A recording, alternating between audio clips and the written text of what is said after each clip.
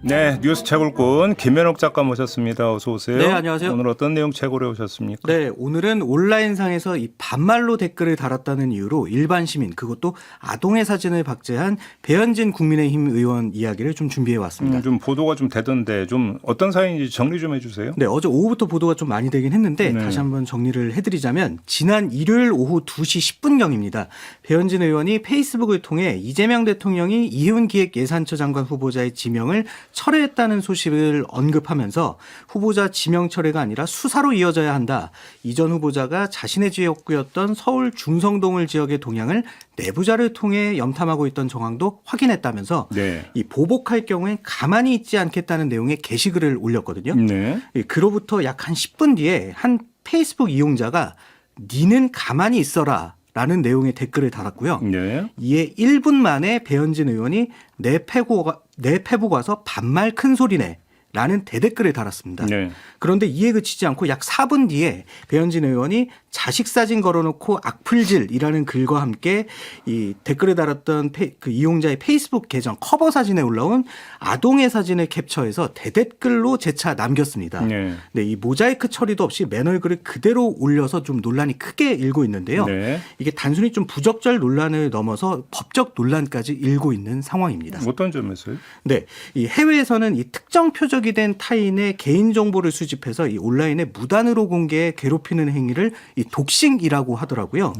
네, 이걸 두고 이제 미국과 네덜란드, 홍콩 등 이제 일부 국가에서는 이를 따로 처벌하는 규정이 있다고도 하는데 그런데 이제 우리나라는 지금 현행법상 공백이 존재하는 상황이라고 하더라고요. 네. 그런데 이 공백을 좀 없애기 위해서 배현진 의원이 지난 1월 14일 이 독싱 행위를 현행법보다 가중 처벌할 수 있게끔 하는 내용의 정보통신망법 개정안을 대표 발의를 했더라고요. 배현진 의원이 발의했어요? 그렇습니다. 네. 이 법안을 제안한 이유로 이 국내에서도 이별, 중고거래 갈등, 장난 그리고 복수 등을 이유로 이 피해자의 연락처나 사생활 정보를 온라인 공간에 공개해 이 불특정 다수로부터 전화나 문자, 협박, 괴롭힘 등을 유도하는 이 신상 공개를 통한 위협 범죄가 급증하고 있다는 점을 들었거든요. 네. 네. 이에 따라서 이제 배현진 의원이 발의한 법률안이 만약에 통과될 경우 이 자신이 발의한 법안에 의해 배 의원도 법적 처벌이 될 수도 있다. 이렇게도 볼 수 있을 것 같습니다. 이거는 이제 가정적 상황이고 그렇습니다. 그렇죠? 법이 통과가 돼야 되는 거고 네. 현행 법률에 따르면 어떻게 되는 겁니까? 네, 그게 좀 궁금해서 이 민변정보보호위원회 간사를 맡고 있는 최세한 변호사에게 관련 이야기를 좀 물어봤거든요. 예. 네, 오디오를 통해 듣고 오시죠.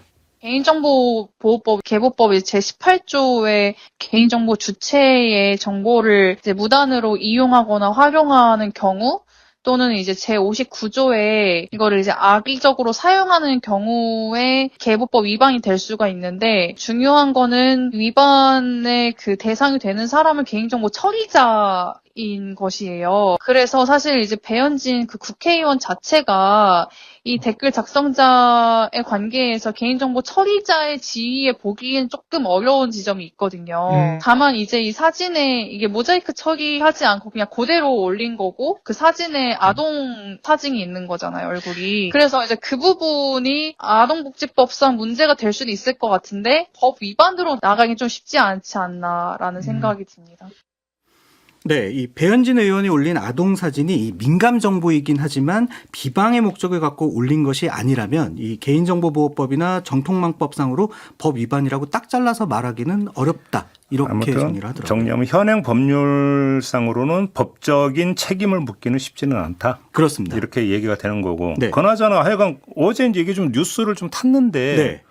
그 뒤에 배현진은 이 사진을 내리거나 이런 거 안 했어요? 제가 방송 들어오기 직전에도 좀 확인을 해봤거든요. 네. 근데 이제 배현진 의원이 본인의 페이스북 프로필 사진은 바꿨던데 이 아동 사진은 여전히 게재가 돼 있더라고요. 모자이크 처리도 계속 안 하고 있고. 그렇습니다. 그래요? 그래서 이게 사실 좀 큰 문제잖아요. 그래서 좀 이것도 좀 확인을 해봤더니 이 피해 당사자가 경찰에 피해자 보호 조치를 요청하면 경찰이 배 의원 측에 사진 삭제 등을 요청하는 식의 조치를 할 수는 있다고 하더라고요. 만약에 경찰이 요청하면 그때는 일단 무조건 삭제를 해야 되는 겁니까? 네, 응하지 않을 경우엔 또다시 이제 좀 법적 그 다툼이 좀 예상이 될 수 있다. 아니 근데 경찰 뭐 삭제 요청 이전에 지금 네. 이렇게 보도가 되고 여론이 이렇게 형성이 되면 알아서 좀 이렇게 좀 조치를 할 수 있을 것 같은데 왜 안 하고 있을까요? 저도 그 부분이 좀 궁금해가지고 계속 좀 모니터링을 했는데 아직까지는 사진이 그대로 게재가 돼 있더라고요. 그래요? 알겠습니다.